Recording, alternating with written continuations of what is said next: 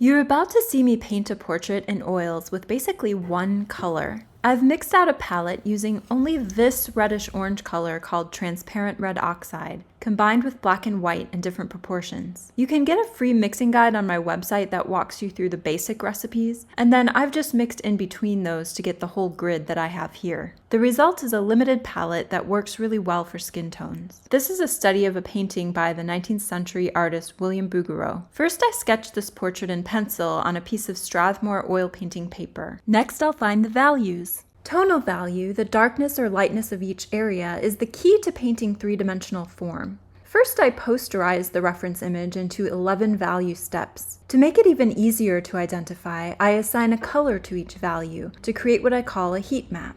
You can see that my palette is color-coded as well. I'm going in with value 1 for the lash line and the darkest shadows and creases. I'm just putting in the darkest accents right now. So I'm going to switch to value 2 now. So I'm just getting a little bit lighter. Let me add a little bit more transparent red oxide to some of these accents. And for the iris, her eyes shift a little grayer to show that it's kind of a warmish, maybe hazel color. The difference between the value 1 and the value 2 is going to be difficult to see at this point. Okay, so there's maybe some warmth here in the shadow. And I'm going to switch to a slightly larger brush to put in the eyebrow. And then I'll jump up to value 3, and then I'll put in the eyelid. And some of those darker accents, like the crease of the eye, might need to be reestablished.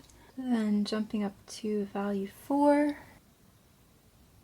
Some chroma 3 just for the brow bone. And there's a little kind of lighter area here that would be value 5, but again, I'm going to brush that into the underlying base. And so now as I'm starting to see more of a fabric of paint over the whole thing, I can start to go in and not blend too much, but just connect some of these areas that are a little patchy and brush over some things to create a little bit of a transition. Value 4 on the white of the eye. So now that I've connected it to the iris, we can start to kind of see that turn towards the light. And also there's a little bit of light on the iris itself. So there's also a lighter area on the lid and the border between the white of the eye and the tear duct. It's called the semilunaris. So I'm going to jump up to value 5 and start to put in this upturned part of the lower eyelid. A little bit of highlight on the brow. Not highlight, but lighter area.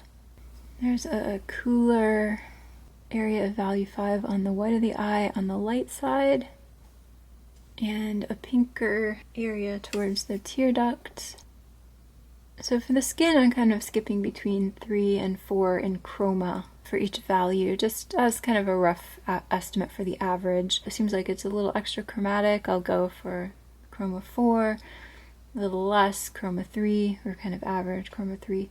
And then areas that are cooler, like the white of the eye, the iris, the eyebrow, they don't have as much orange in them, so they're basically less chromatic in the warm cool palette. Then I'll shift more towards chromas 2 and 1. I'll just go ahead and skip up to value 6 just so I can kind of get this area covered.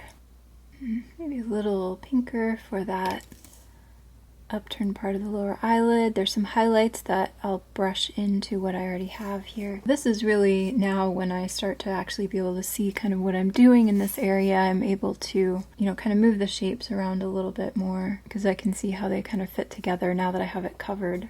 Maybe I'll go ahead and put in that black for the pupil. I'm going to go into value 5 with a larger brush and just kind of start to put in some of these larger areas. So here I'm kind of putting this in as a base, and I'm going to brush some darker stuff into it once I have it laid down. Jump down to value 3 just to kind of transition out of the brow area. Let me look at the shadow here. So if I grab some value 1 and just kind of put in a little bit of a dark accent here, that gives me an end point, a darker end point, and then work up to value 2 and value 3. Be a little higher in chroma there.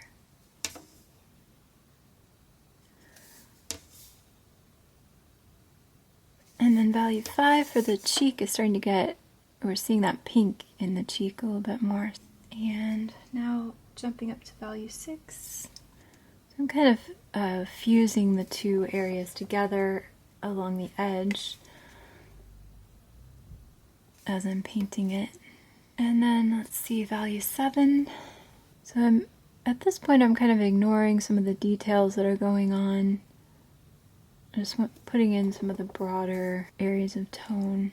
And there's a little bit of value 8. I'm making a little highlight right there. And I'll put in the little indication for the highlight, but I'm not going to go super light right now. I'm just kind of putting in a base for it. And then I'm going to put some highlights in, go up to value 7. So there's a little, what's called a meniscus of fluid that catches light in between the eyeball and the lower eyelid. And then there's a highlight that's on the lower eyelid itself, and also like right here. I've added a little bit of the oleo gel medium that I use. With this paper, sometimes the paint tends to go on a little bit dry. When I'm doing color studies, I have more like big globs of paint on my brush, but painting in this way, I just felt like it was kind of dragging over the surface a little bit too much and felt too dry. So I added a little medium on my palette so that I can dip into it. I don't want to use so much that the paint becomes transparent, but it may help the flow just a little bit on this particular surface. So I'm going to mass in the shadow here. I'm going to start with value 3. So I'm just going to grab a little touch of medium. So that does feel like it's going on more fluidly, and I just have to be careful not to have, that I'm not seeing too much of the canvas show through. I think it'll help the paint feel a little bit more luminous as well. Then I want to move up from there to connect it with the shadow on the cheekbone. And I'm kind of working in between chroma 3 and 4. I'm going to move up to value 4, and I'm going to stay with chroma 3. It seems like this part of the shadow doesn't have a ton of chroma. Again, adding just a touch of medium to help the paint go on a little more fluidly. Now, as the reflected light starts to show under the chin, it gets a lot more chromatic. I want to kind of corral the reflected light, so surround it with the darker shadow. I'm going to jump down to value 2 and put in the cast shadow on the neck, and then jump up to value 3, kind of continue that. In the shadow, I'm erring on the side of being a little bit lighter than I'm actually seeing on the heat map. Once I bring everything down from the white of the canvas, then I can reassess and put in some dark accents. So I don't want to lighten it a whole lot, I'm just erring on the side of averaging a little bit lighter. And then value 4. And then I can take a look at the reflected light under her chin and jaw. I'm going to up the chroma. So that flesh color is bouncing up into the shadow under the chin, so that's why it increases in chroma there. So let's see, I'm going to jump up to value 5, and there's kind of more of a pinky color in her cheeks, so we're going to interpret that in the warm cool palette as more chromatic. So I'm going to move up in chroma, maybe between 4 and 6. Add a little medium to that. And then as it moves towards this area that kind of surrounds the mouth, it loses chroma, so it goes a bit gray. Let's see, I'm just going to jump down to value 4 and kind of, I don't want to blend this too much because in the reference it's a fairly firm edge, but I just want to let it kind of merge together so that I don't see such a harsh line there. And then as it moves down, it actually gets even softer. So I can maybe kind of make some cross hatching there and then brush down to blend it just a little bit. Okay, so down in this area again, it's going to be lower in chroma. So I'm going to jump down to chroma 3. There may even be, I could even push the cool nature maybe a little bit more, but I don't want to go too far. At this point, I'm, blocking in the color here. I'm trying to stay a little more towards the average, and then I can add accents, both with the values and the extremes of chroma versus grayness. And then maybe connect those with the chroma 4. So we've got chroma maybe 5 up here, 4, and then 3.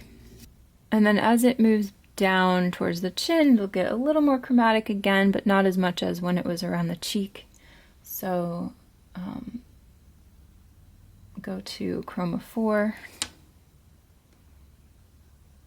And I'm just going to wipe off my brush and kind of tickle this edge so that it merges together a little bit more. Then the reflected light on the underside of the chin, value 5. And again, about a chroma 5 between 4 and 6. Now above the shadow, then it gets a little lower in chroma. So I'm going to jump down to chroma 3.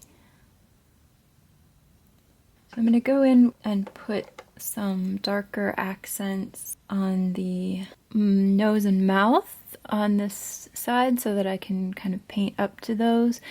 So I'm just going to get a little medium on there and then into this value 1. So I'm just kind of making the shape and then pushing the borders out to try to get it to match what I'm seeing in the reference. And I'll do the same thing with the corner of the mouth here.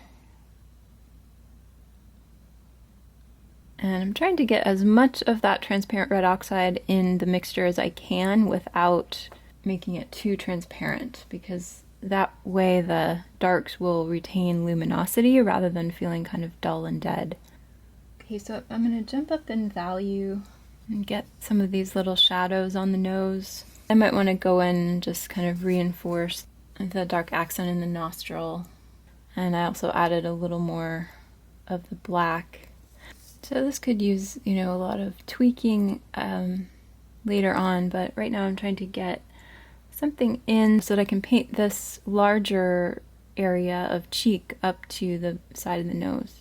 And I'm going to go to value 5, and that seems to be about medium chroma, maybe between 3 and 4.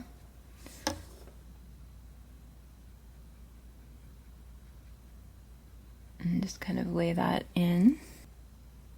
And then a little bit of light on that.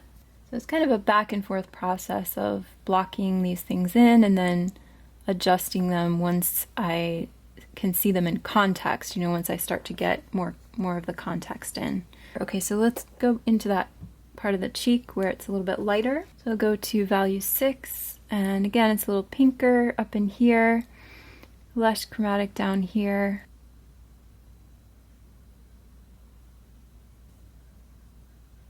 And brush back into the value 5 a little bit to create a transition. Maybe drop down and do the same thing the other way. Go back to value 6 and put a little value 6 next to the nose to kind of transition out of that shadow. The lighter part of the cheek is mostly value 7.